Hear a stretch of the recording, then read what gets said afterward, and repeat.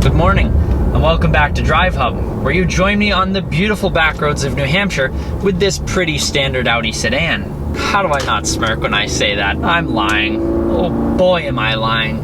This is not a pretty standard Audi sedan. This is the 2007 Audi S6, powered by the Lamborghini-derived 5.2-liter V10, almost a detuned Gallardo engine. And in its factory spec, it's by no means a leisurely executive cruiser with its 435 horsepower and 398 foot-pounds of torque. But what happens when APR tunes it and you put on an exhaust that costs almost as much as my first car? Let's find out. Holy sh**.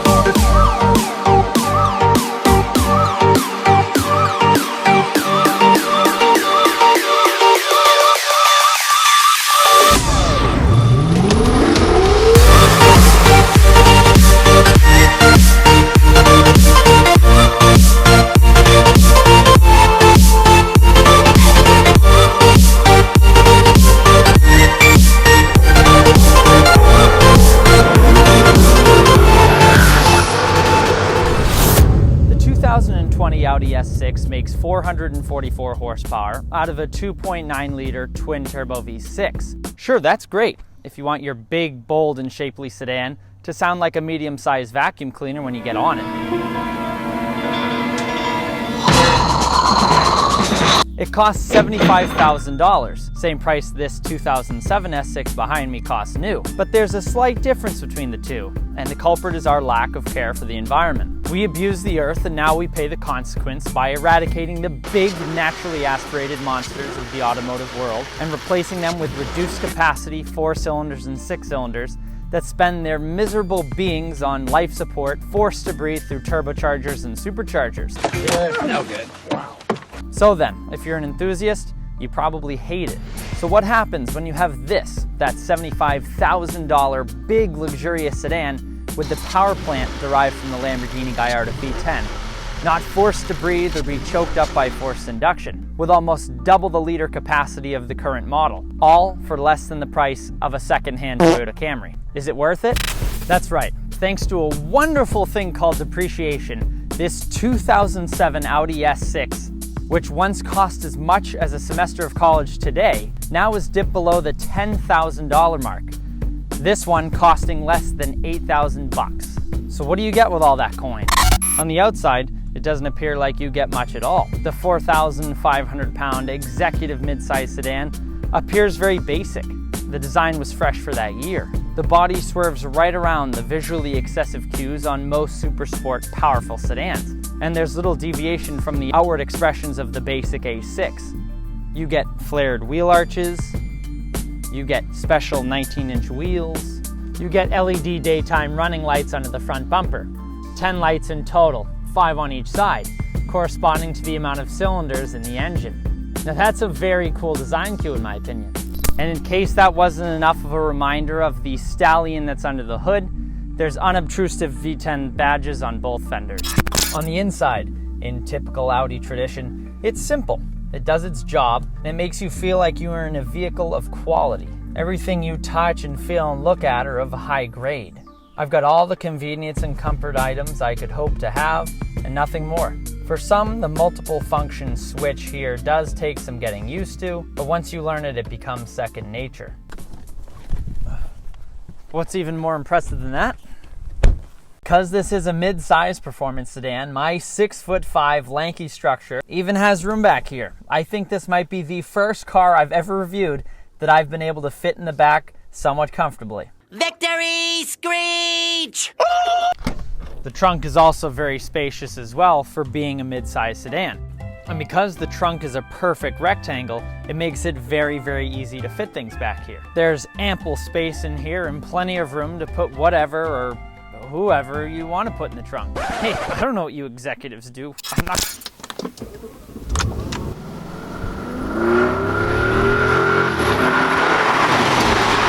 There's also nothing menacing about driving the S6. The engine gives just a slight grumble to remind you it's got 450 rampant horsepowers waiting to be unleashed at the tap of your foot. That's right, no typo there. Thanks to an APR Stage 1 chip, that factory 435 horsepower is bumped up to 450. A JHM catback exhaust also adds to the equation, bumping up the output and making that 5.2 liter V10 sing an even sweeter song.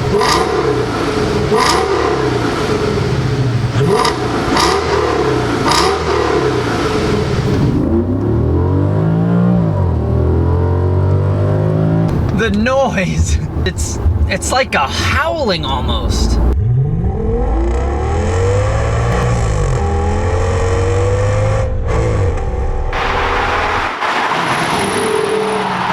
But the most impressive bit of this car is the wolf hiding in the sheep's body. The all-aluminum 5.2 liter V10 engine.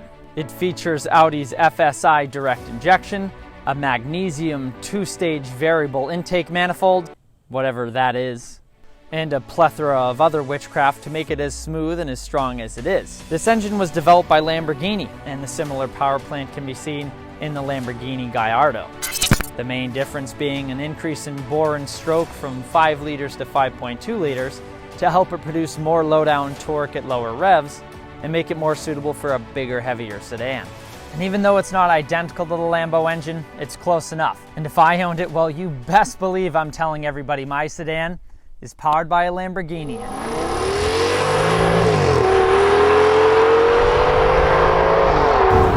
And what a masterpiece it is. With the mods such as the APR Stage 1 chip and JHM catback, it now makes 450 horsepower.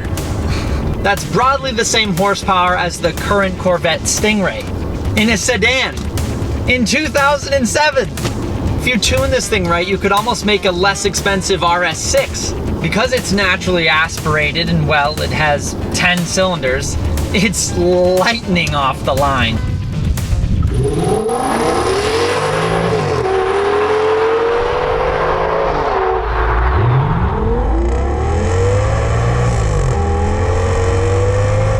Have I been doing this stupid smile the whole time?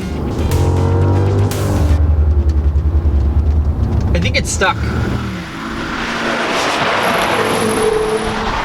The low-down grunt just pulls the massive sedan away.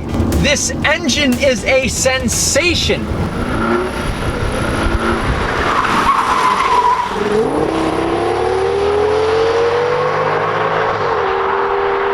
An absolute work of art.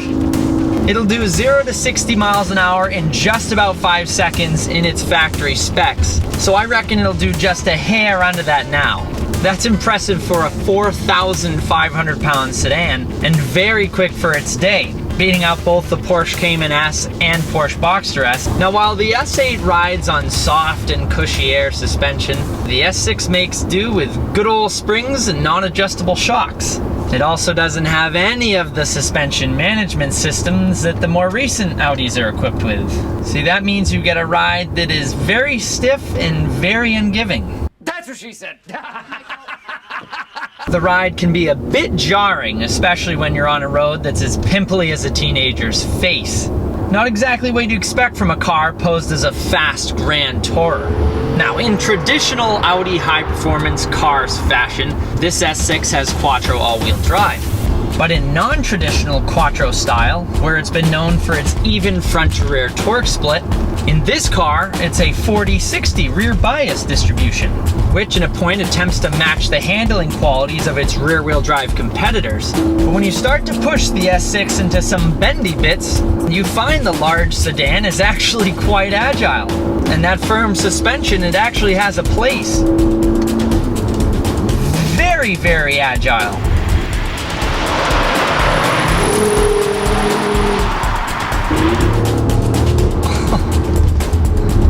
can't believe how light this thing feels. You would not believe you were in such a big car.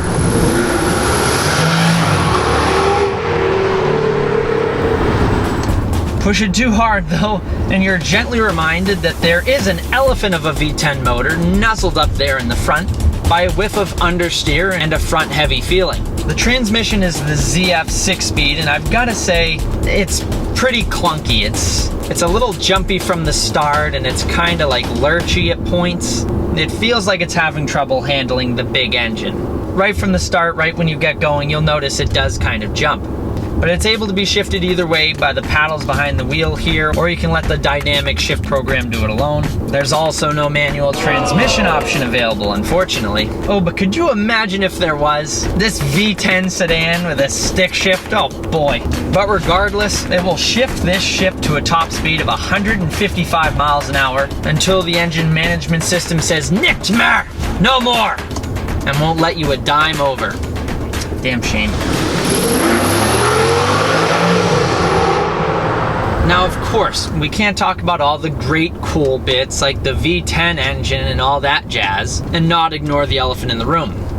Not the elephant that's the motor, by the way. Not that one. This car's getting older, and older German cars sometimes have reliability issues. And issues on foreign cars, well, can be kind of expensive to fix. Just kidding, very expensive. And unless you can do it yourself, repair bills, they're gonna add up.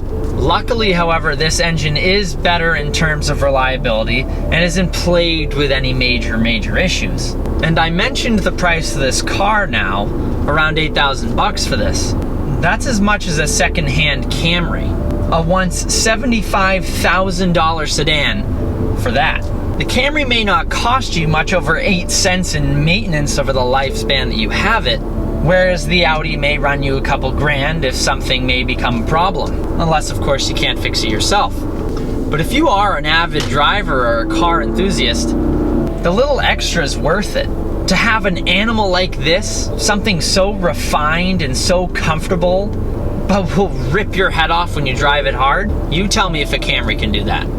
Sure, if I had $10,000 and was in the market for a solid, comfortable daily driver, a used Toyota Camry or a Corolla or Honda Accord would be the smart choice. But I know which one I'm really going for.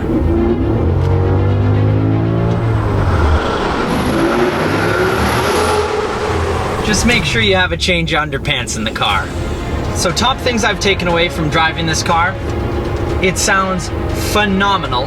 V10s are insane. I'll group that together because the noise is just, it adds such context to the experience. 2, this thing is incredibly agile for its size. You really would not expect this thing to be able to corner and handle the way that it does. 3, it's severely understated in the looks department. I can't believe this thing looks as tame as it is, and it's that good. And 4 is the interior. It's ultra comfortable with the perfect amount of sportiness. These seats feel like they were made for me. The steering wheel is great. This is a good car. This is a real good car. And if you're an Audi fan or a V10 fan, be sure to smash that like button. But that's it for me today. I'll see you guys in the next video. Happy motoring.